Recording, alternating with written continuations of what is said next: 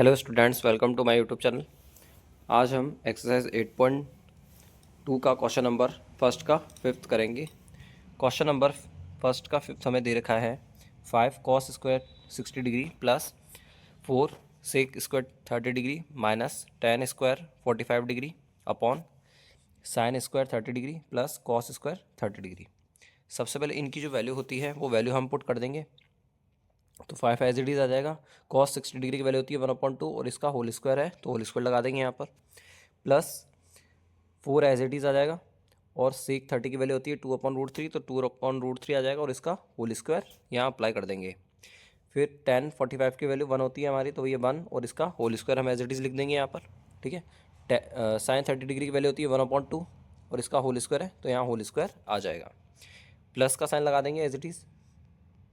फिर cos 30 degree की value होती है √3/2 तो √3/2 आ जाएगा और इसका होल स्क्वायर आ जाएगा। ठीक है, इसके बाद अब इनका जो होल स्क्वायर हमें दे रखे हैं यहाँ पे, इन ये होल स्क्वायर को हम सॉल्व कर देंगे। ठीक है, तो 5 एज इट इज़ लिख दिया हमने नीचे और 1/2 का होल स्क्वायर करेंगे, यानी 1/2 को मल्टीप्लाई करेंगे 1/2 से। तो जब 1/2 को 1/2 से मल्टीप्लाई करेंगे, 1 को 1 से मल्टीप्लाई करेंगे तो 1 हो जाएगा और 2 2 जा 4 हो जाएगा, यानी 1/4 हमारा एज इट इज़ आ जाएगा। ठीक है, प्लस ये 4 हमने एज इट इज़ लिख दिया यहाँ पर। 2 को 2 से मल्टीप्लाई करेंगे तो 2 2 जा 4। ठीक है, और √3 का होल स्क्वायर करेंगे।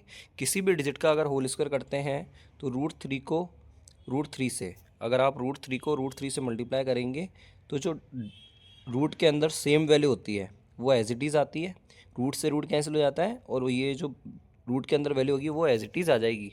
ठीक है, तो हमारा यहाँ पर 3 ये एज इट इज़ आ जाएगा और अपॉन में 4 आ जाएगा, माइनस एज इट इज़ और 1 का होल स्क्वायर करेंगे तो 1 आ गया यहाँ पर, अपॉन में अपॉन लगा देंगे यहाँ पर। फिर 1/2 का होल स्क्वायर करेंगे तो 1/4, 2 2 जा 4 हो जाएगा तो नीचे 4 आ जाएगा। प्लस का साइन लगा देंगे एज इट इज़। फिर √3/2 का होल स्क्वायर करेंगे तो सेम वैसे ही √3 को √3 से मल्टीप्लाई करेंगे तो रूट से रूट कैंसिल हो जाएगा और 3 हमारा, तो ये 3 मैंने एज इट इज़ लिख दिया है यहाँ पर। और 2 2 जा 4, 2 का भी होल स्क्वायर करना है तो 2 2 जा 4 हमारा नीचे आ जाएगा। ठीक है, अब ऐसे ही जो बाहर डिजिट दे रखी है हमें, ये फ्रैक्शन स्क्वायर्स हमने सॉल्व कर लिए। अब इसके बाहर जो ये 5 और ये 4 दे रखे हैं इनको हम अंदर मल्टीप्लाई कर देंगे। तो ये 5 इस ऊपर वाले 1 न्यूमरेटर में जो 1 है इससे मल्टीप्लाई हो जाएगा तो 5/4 हो जाएगा मल्टीप्लाई होकर। ऐसे ही 4 4 जा 16 हो जाएगा और अपॉन में 3 आ जाएगा, तो 4 4 जा 16 यहाँ लिख दिया और अपॉन में हमने 3 लिख दिया और ये -1 एज इट इज़ यहाँ लिख देंगे। अब हम ये जो डिनोमिनेटर में जो डिजिट दे रखी है 1/4 प्लस 3/4 इसका एलसीएम लेंगे।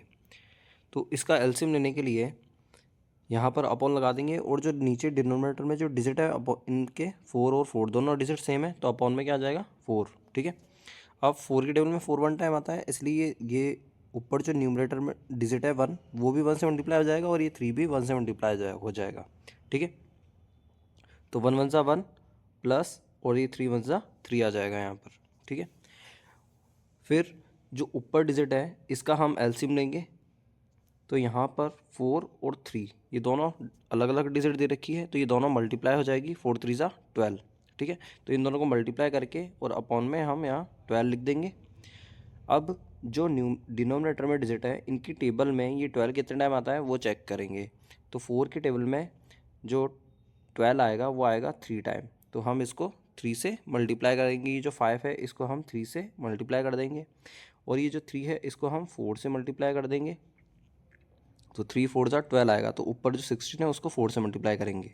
इस 1 के अपॉन में कुछ नहीं दे रखा है यानी 1 है, तो 1 की टेबल में 12 कितना टाइम आएगा 12 टाइम, तो जो ऊपर न्यूमरेटर में डिजिट लिखा है उसको हम 12 से मल्टीप्लाई कर देंगे। तो ये 5 को हम 3 से मल्टीप्लाई करेंगे तो 5 3 जा 15। ठीक है, और 16 को 4 से मल्टीप्लाई करेंगे तो 16 4 जा 64 आ जाएगा और 1 को 12 से मल्टीप्लाई करेंगे तो 12 1 जा 12 आ जाएगा, तो हमने यहाँ पे 12 लिख दिया। ठीक है, और अपॉन में 12 है ही एज इट इज़, और अपॉन में जो डिजिट है जो हमने इसका एलसीएम लिया था वहाँ पर क्या आ जाएगा 1 + 3। ठीक है, तो 1 + 3 हमारा 4 हो जाएगा, तो ये 4 हमने एज इट इज़ लिख दिया और जो अपॉन में जो 4 है वो भी हमने एज इट इज़ लिख देंगे यहाँ पर। ठीक है, अब ये दोनों डिजिट सेम है, 4/4 दोनों डिजिट सेम आ रही है तो यहाँ दोनों को कट कर देंगे और 1 आ जाएगा। ठीक है, अब जो ऊपर डिजिट है इसको साइन के अकॉर्डिंग हम सॉल्व कर लेंगे। 15 + 64, 15 + 64 करेंगे तो 79 आ जाएगा हमारा। इसमें से हम ये -12, ये जो -12 हमें दे रखा है ये माइनस कर देंगे, तो -12 हमने एज इट इज़ लिख दिया और अपॉन में 12 चल रहा है तो वो 12 हमने एज इट इज़ लिख दिया।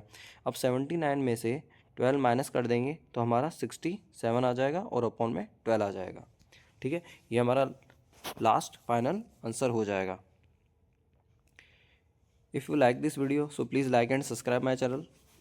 If you any doubt, so please ask me in comment box. Thank you.